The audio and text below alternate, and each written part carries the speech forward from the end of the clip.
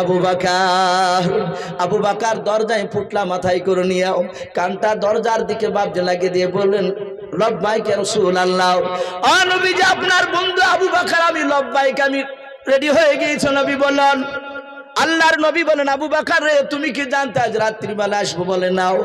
বলে পোটলা নিয়ে কেন তুমি দাঁড়িয়েছিলে? বলো হুজুর, শুধু আজকে নয়, আজ থেকে 6 মাস আগে নবী বলেছিলেন, আবু বাকার তোমাকে আর আমাকে একদিন মক্কা ছেড়ে মদিনায় চলে যেতে হবে। ও নবী, যে সেই দিন থেকে আমি আজ পর্যন্ত বিছানায় পিঠ লাগিয়ে ঘুমাই নাই। জোরে বলুন সুবহানাল্লাহ। ও নবী, যে পোটলা নিয়ে ফজর পর্যন্ত দাঁড়িয়ে থাকতাম, আবার যখন আজান হতো সেই সময় তখন আমি কি করতাম? ছেড়ে দিয়ে আমি আবার চলে যেতাম আপনার পিছনে নামাজ পড়তে। আল্লাহর নবী বলে, আবু বাকার আর বেশি কথা বলা যাবে না, পেছনে বেঈমানরা ঘেরাও করে নিয়েছে। আল্লাহর নবীজি বলেন, আমি আবু বাকারকে নিয়ে দরজা থেকে যখন আমি মদিনা রাস্তায় পানি দিতে লাগলাম, আমি চলতে শুরু করলাম। নবী বলেন, আমি অনেকটা দূর যাওয়ার পর দেখলাম আবু বাকার আমার সাথে হাতে যাচ্ছিলেন। আর লক্ষ্য করে দেখলাম আবু বাকার একবার ডান দিকে যায়, একবার বাম দিকে দৌড়ে চলে যায়, আবার সামনের দিকে দৌড়ে যায়, আবার পেছন দিকে দৌড়ে চলে যায়। আল্লাহ রাসূল বলেন, আবু বাকারকে দেখলাম অনেকটা দূর চলে যাচ্ছিল, দুই দিকে নাই চারিদিকে দৌড়াদৌড়ি করেছিল। আমার নবী বলেন, আমার মনে হলো আবু বাকার তার বিবির উম্মানের জন্য মনটা খারাপ করে, আবু বাকার বিটি আসমা আয়েশার জন্য হয়তো মন খারাপ করে। আল্লাহর নবী আবু বাকার হাতখানা ধরে বললেন, ওরে আবু বাকার,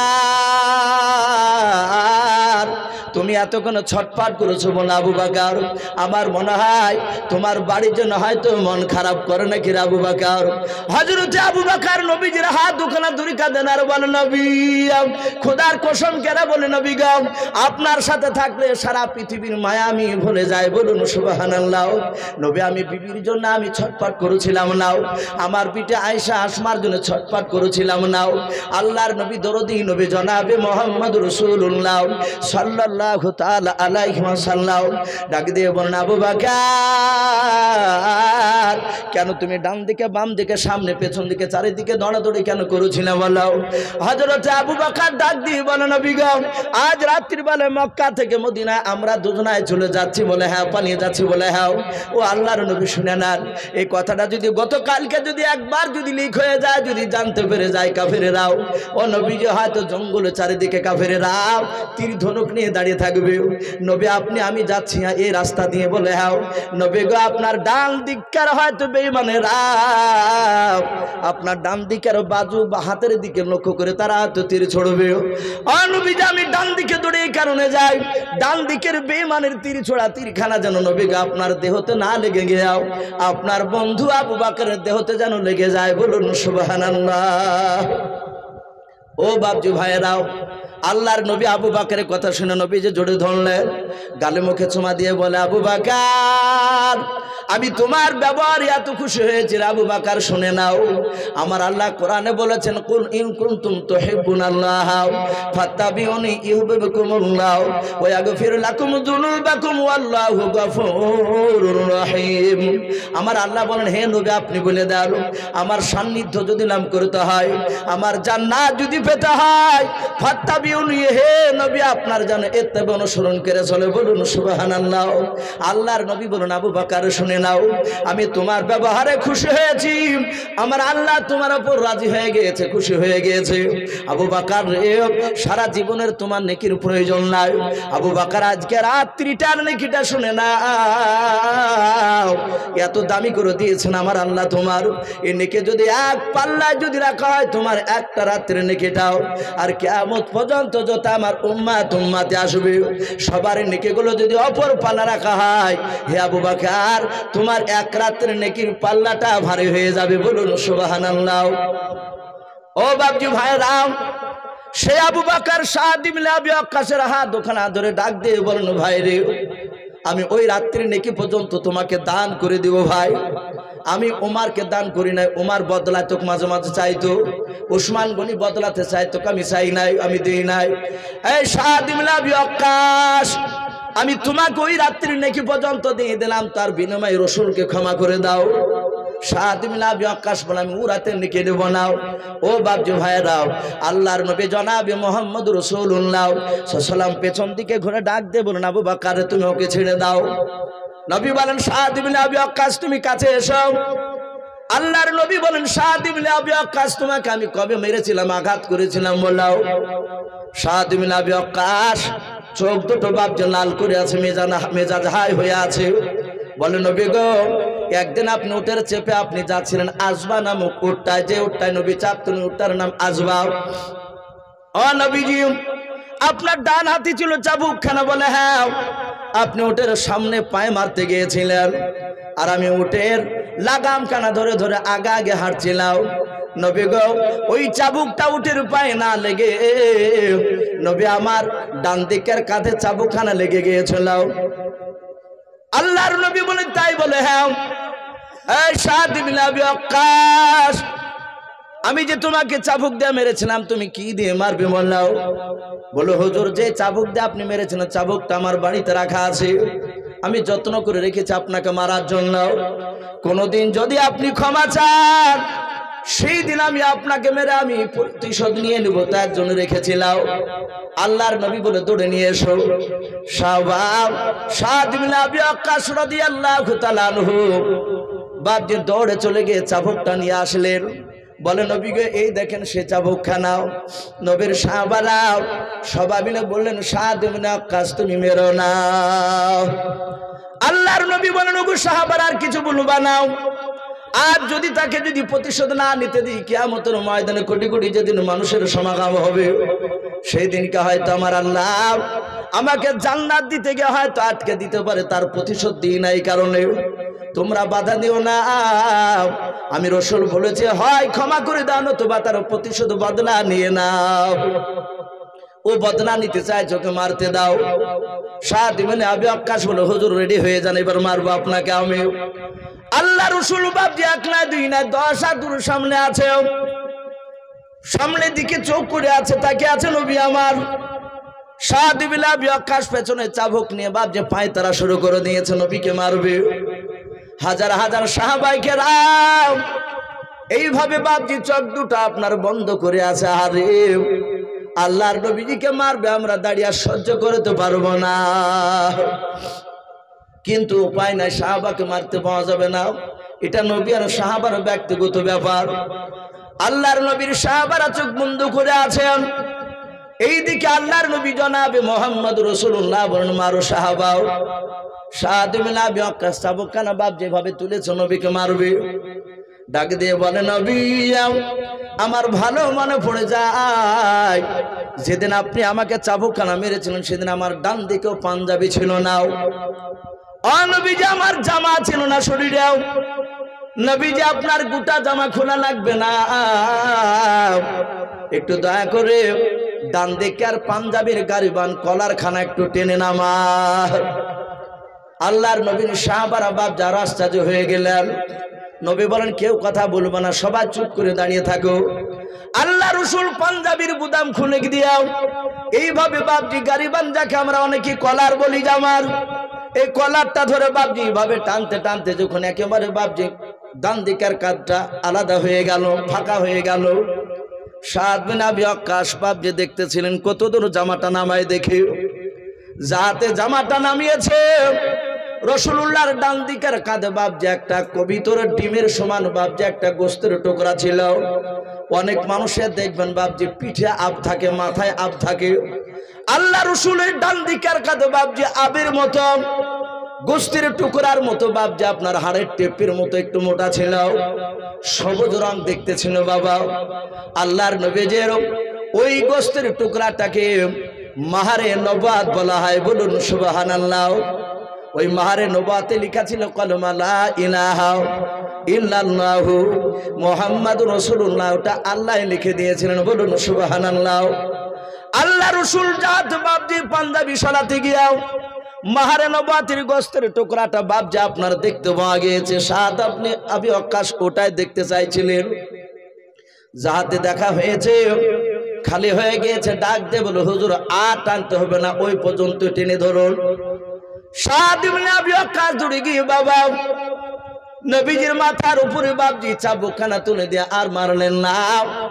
চাবুকটা মাথার উপর দিয়ে বাপজি দূরে ফেলে দিয়ে সাদ ইবনে আবি ওয়াক্কাস আল্লাহর নবীজির পা দুখানা জোরে জোরে নাই রে বাবা, নবীজির গলাখানা ধরে বাপজি মাহারে নবাতে চুমা দিয়ে দিলেন। বলুন সুবহানাল্লাহ। চুমা দেওয়ার সাথে হাতে বাবা আল্লাহর নবীজির পা দুখানা বাপজি জোরে জোরে হাওমা করে তিনি কান্না করতে লাগলেন।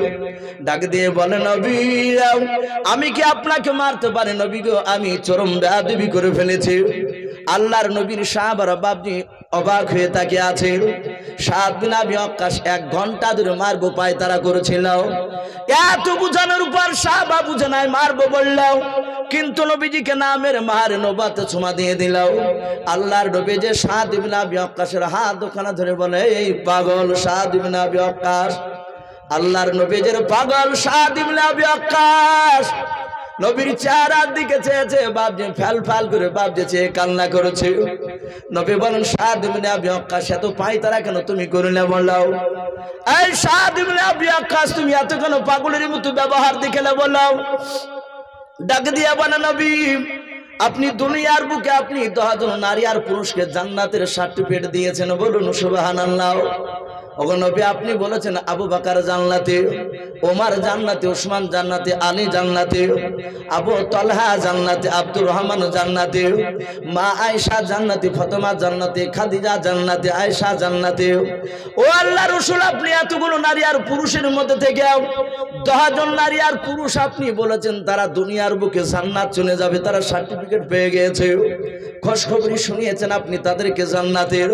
ওগো আল্লাহর নবী ওই 10 জন সিরিয়ালে কিন্তু হযরতে সাদ ইবনে আবি ওয়াক্কাসের নামটা পাওয়া যায় না।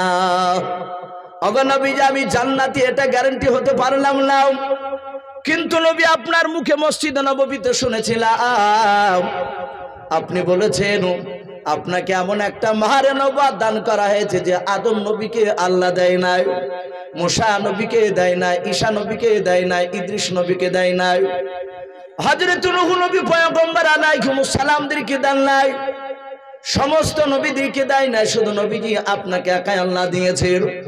ওগো নবীজি এত দামি জিনিস যখন আপনাকে দিয়েছে সেই দিন থেকে আমি বুঝতে পেরেছি নবীকে এটা আপনার অনেক দামি জিনিস। ওগো আল্লাহর নবী যেদিন আপনি আমাকে চাবুক মেরেছিলেন সেই দিন থেকে আমি অপেক্ষায় ছিলাম কবে আপনি আমার কাছে ক্ষমা চাইবেন, সাহাবাদের কাছে ক্ষমা চাইবেন। ওগো নবীজি সেই দিনের জন্য আজকে অপেক্ষা করেছিলাম। আল্লাহর নবী আপনার মাহারে নবুয়ত চুমা দিয়ে দিয়েছে নবী গো, খোদার কসম করে বলে আমার এটা ধারণা জাহান্নামের আগুন আমাকে আর স্পর্শ করবে না। বলুন সুবহানাল্লাহ। আল্লাহর নবী সাদ ইবনে আবি ওয়াক্কাসকে বাপজি জোরে ধরলেন, ডাক দিয়ে বললেন, ওরে সাদ ইবনে আবি ওয়াক্কাস শুনে নাও, খোদার কসম করে বলে এত ভক্তি যদি তোমার থাকে মাহারে নবুয়তে, ওরে সাদ ইবনে আবি ওয়াক্কাস আমি আল্লাহর কাছে দোয়া চাই, আশা করি তোমাকে জাহান্নামের আগুন হয়তো স্পর্শ করবে না। বলুন সুবহানাল্লাহ। আর নবী যদি বানা করে দেয় কবুল হবে না, কথা বলে ওকে জাহান্নামের আগুন আর স্পর্শ করবে না। বাপজি আমার বলার উদ্দেশ্যই যে সারা পৃথিবীর শ্রেষ্ঠ নবী সাহাবাদের কাছে বাপজি ক্ষমা চাইছিলেন, আমরা ক্ষমা চাইবো ভাই? বলেন ইনশাআল্লাহ। পাড়াতে প্রতিবেশীর সঙ্গে চলতে গিয়ে বাপজি জবানের দ্বারা হাতের দ্বারা হতে পারে আঘাত, অনেক সময় দু এক কথা হতে হতে কাটাকাটি করতে করতে বড় ধরনের ঝামেলা হয়ে যায়। মৃত্যুর আগ পর্যন্ত যদি বাপজি তার কাছে ক্ষমা না চাওয়া যায় আল্লাহ মাফ করবে না। আল্লাহ রাসূল সারা পৃথিবীর শ্রেষ্ঠ নবী, উনি যদি ক্ষমা চায় তাহলে আমরা কেন ক্ষমা চাইবো না? মানুষের কাছে কথা বলে চাইবো, বলুন ইনশাআল্লাহ।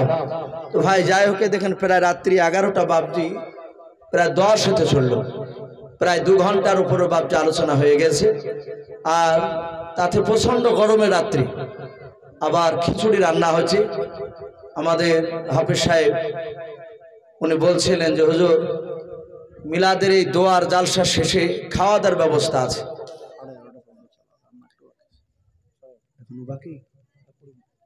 তো বাপজি আমার সোনা লালের আর কয়েক মিনিট কথা বলে ইনশাআল্লাহ দোয়া হয়ে যাবে, দোয়া হতে হতে ওদিকে টাইম হয়ে যাবে।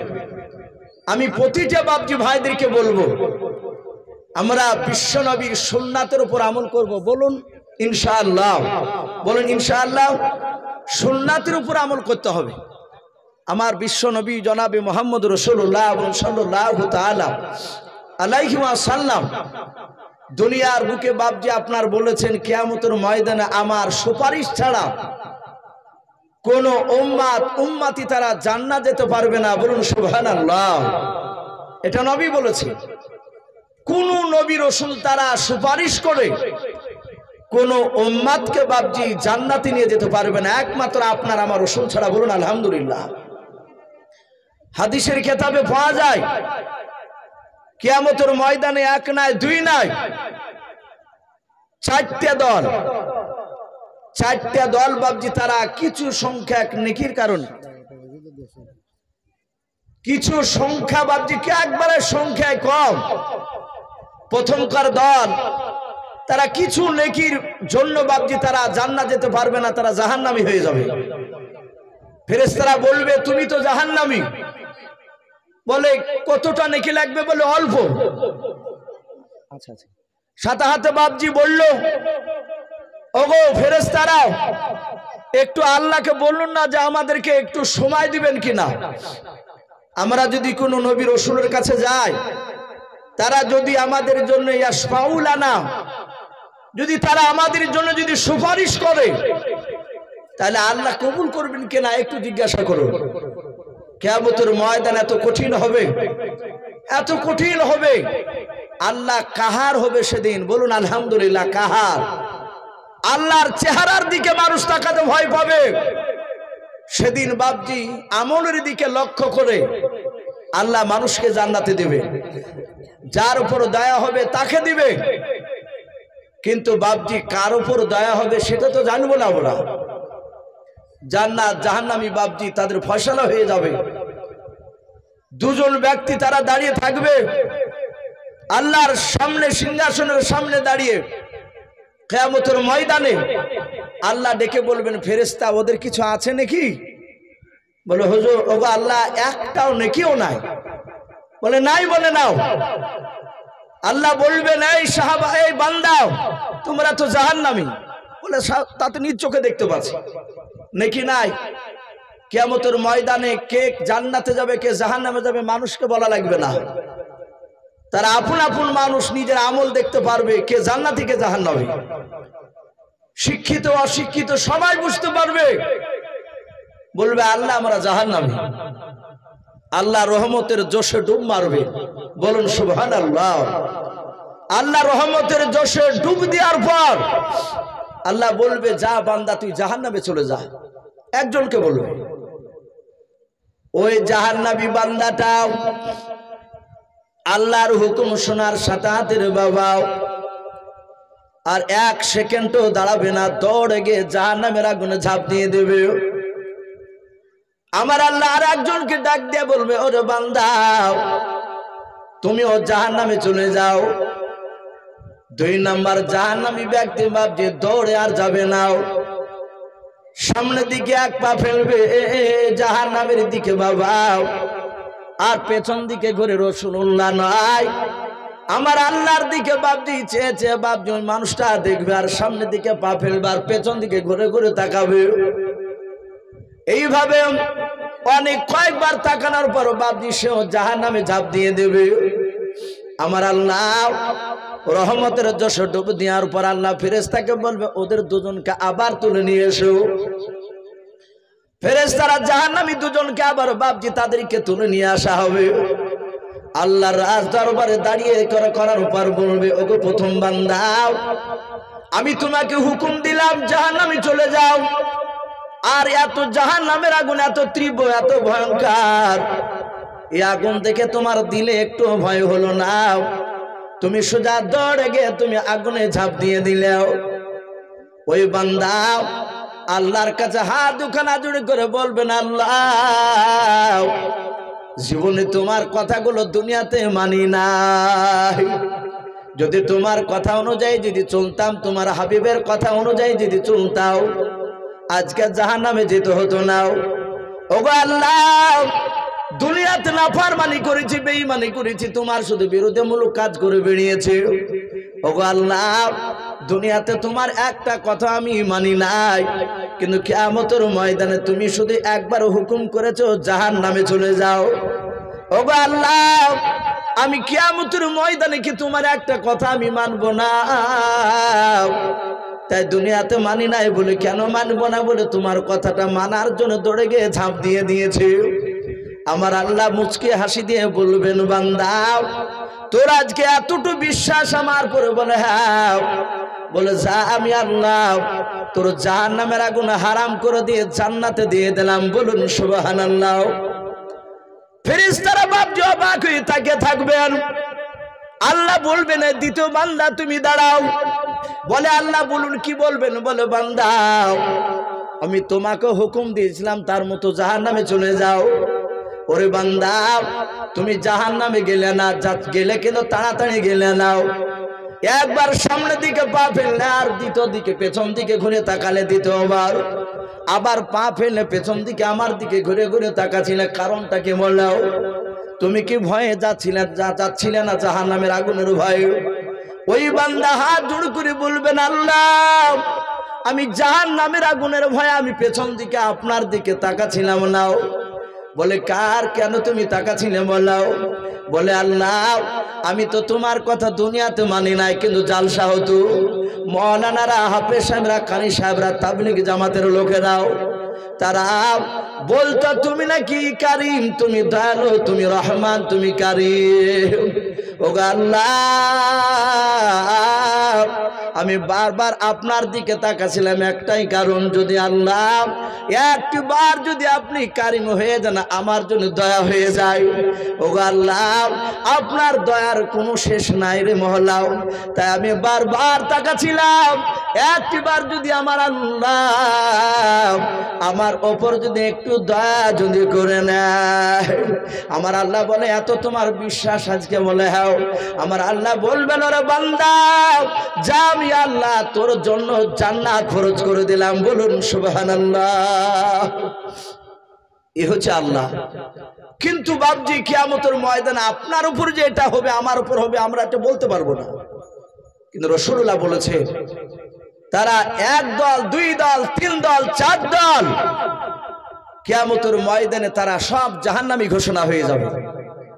তারা বলবে, ফেরেশতা একটু সময় দেন, আল্লাহ আমাদের দোয়া কবুল করবে কিনা, আমরা তো পাপী। কোন নবী রাসূল যদি আমাদের হয়ে যদি দোয়া চায় আল্লাহ মাফ করবে না? ফেরেশতারা বললেন তা মাফ করতে পারে। প্রথম নাম্বার দল বাবা, তারা সোজা বাপ আদম শফিউল্লাহ আলাইহিস সালামের কাছে যাবে। ওরা সবাই মিলে ডাক দিয়ে বলবেন, ওগো আল্লাহর নবী আদম শফিউল্লাহ আলাইহিস সালাম, সর্বপ্রথম আপনাকে তৈরি করে আল্লাহ জান্নাতে রেখেছিলেন। আপনি সবচেয়ে দুনিয়ার বড় নবী, আপনি প্রথম নবী। ও আদম শফিউল্লাহ, আমরা কিছু নেকির কারণে আমাদেরকে জাহান্নামে যেতে হচ্ছে, কিছু নেকি নাই আমাদের কাছে। ও নবী আদম শফিউল্লাহ, ক্বালু ইয়াশফাউ লানা, আপনি আমাদের সকলের জন্য একটু আল্লাহর কাছে সুপারিশ করুন। আদম শফিউল্লাহ আলাইহিস সালাম কিয়ামতের ময়দানে ডাক দিয়ে বলবে, আমি নালায়েক, আমি অযোগ্য আল্লাহর কাছে সুপারিশ করার। বান্দারা বলবে, কেন অযোগ্য? বলো ও বান্দারা শুনে নাও, আল্লাহর বান্দারাও, আমার আল্লাহ জান্নাতে একটা গমের গাছ একটা খেতে বারণ করেছিলেন, একটা গাছের ফল। আমি কিন্তু আল্লাহর কথা অমান্য করে গাছের ফল খেয়ে নিয়েছিলাম। আল্লাহর কাছে চরম লজ্জিত আমি। ওই গমের ফল খাওয়ার কারণে আমাকে জান্নাত থেকে আল্লাহ বিতাড়িত করে দিয়েছে। ওরে আল্লাহর বান্দারা, আমি আল্লাহর কাছে দোয়া করতে পারবো না তোমাদের জন্য। যাও, ওই দেখো নূহ নবী পয়গম্বর আলাইহিস সালাম, নূহ নবী পয়গম্বরের কাছে ওই দল এসে বলবে, ক্বালু ইয়াশফাউ লানা, ও নূহ নবী পয়গম্বর আপনি আমাদের জন্য দোয়া করুন, সুপারিশ করুন। ওই ভয়ঙ্কর জাহান্নামের আগুন সহ্য করতে পারবো না। ভাই আরেকটু বসে, আর কয়েক মিনিট, আমি সহ্য করতে পারবো না, আপনি দোয়া করুন। নূহ নবী বলবেন, আমিও নালায়েক, অযোগ্য ব্যক্তি, আল্লাহর কাছে দোয়ার যোগ্য ব্যক্তি আমি নাই। বলে কেন, আপনি কেন অযোগ্য? ডাক দিয়ে বলবেন, শুনে নাও, আমার ছেলে কেনান বলেছিল যদি পাহাড় ডুবাতে পারবে নাও, আল্লাহর পানিতে যদি পাহাড় ডুবে দিয়েছিল, আমার ছেলে কেনান বলেছিল আব্বা একবার আপনি আমাকে তুলে নেন, আমি আপনার আল্লাহকে মানবো, আপনার কলেমা পড়বো।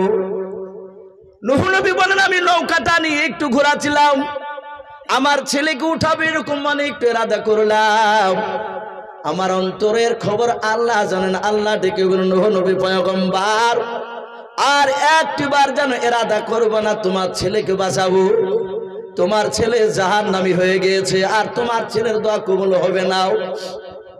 ওগো আল্লাহর বান্দারাও, আমার কাছে আমাকে লজ্জায় ফেলে দিও না, আমি আল্লাহর কাছে আমি চরম লজ্জিত, দোয়া করতে পারবো না। যাও মুসা নবী পয়গম্বর, ওই দেখো দাঁড়িয়েছে, ওই নবীর কাছে যাও, আল্লাহর সাথে কথা বলতেন উনি। ওরা এসে বলবে, ওগো মুসা কালিমুল্লাহ ইয়াশফাউ লানা, আপনি সুপারিশ করুন, আপনি আল্লাহর সাথে তুর পাহাড়ে কথা বলতে যেতেন, ও নবী মুসা কালিমুল্লাহ আপনি দোয়া করুন। মুসা বলবেন, ভাই আমিও নালেক, আমিও দোয়ার অযোগ্য, শুনে নাও আমিও পারবো না, কারণ দুনিয়ার বুকে একটা লোককে আমি সামান্য আস্তে করে ঘষে মেরেছিলাম, আমি জানতাম না আমার ঘষের আঘাতে লোকটা মারা যাবে।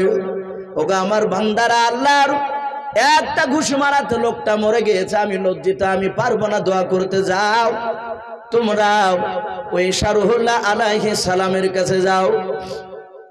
এইভাবে বাপ যে আপনার কয়েক বছর হাজার পার হয়ে যাবে, প্রতিটা নবীর কাছে যাবে বাবা, সব নবী তারা আপনা আপন বাপ যে কমজোরির কথা বলবে, তারা বলবে আল্লাহর কাছে লজ্জিত, দোয়া করতে পারবো না। লাস্টে বেলা ঈসা রুহুল্লাহ আলাইহিস সালাম ডাক দিয়ে বলবে, ও বন্ধুরা আমার কাছে দোয়া চাইও না, আমি আল্লাহর কাছে দোয়া চাইতে পারবো না। ভাই রে, ওই দেখো আখিরি জামানার পয়গম্বর জনাবে মুহাম্মদ রাসূলুল্লাহ সাল্লাল্লাহু তাআলা আলাইহি ওয়াসাল্লাম, ওই নবীর কাছে যাও, ওই নবী তোমাদের জন্য দোয়া করলে আমার আল্লাহ ফিরে দিতে পারবে না, বলুন সুবহানাল্লাহ।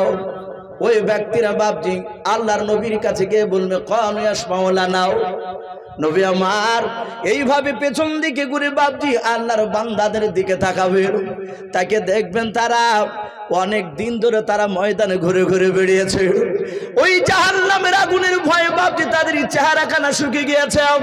আল্লাহর নবী বলবেন, ও আল্লাহর বান্দারা তোমরা কান্না করেছে কেন? বলো নবী গো, কিছু নেকির কারণে আমরা জান্নাতে যেতে পারি না। ওগো আল্লাহর নবী, ওই আদম নবী থেকে নিয়ে ঈসা রুহুল্লাহ আলাইহিস সালাম পর্যন্ত হাজার হাজার নবীর দ্বারে দ্বারে গিয়েছি, ও নবী সবাই ঘুরে দিয়েছে, কেউ দোয়া করে না আমাদের জন্য। ওগো আল্লাহর নবী যে সবাই আপনার দিকে ইশারা করে বলেছে, নবী গো দয়া করে আপনি আমাদের জন্য সুপারিশ করুন, আপনি আমাদেরকে ঘুরে দিবেন না। আল্লাহর নবী আমার আর দ্বিতীয় কোনো কথা না বলে বাবা সিজদায় পড়ে কাঁদতে শুরু করবেন, বলুন সুবহানাল্লাহ। আল্লাহর নবী এত কাঁদবেন কিয়ামতের ময়দানে রে বাবা। ওই মাকামে মাহমুদ বলে একটা জায়গা, ওই জায়গা নবীজি সিংহাসনে চেয়ারে বসেছিলেন, নবী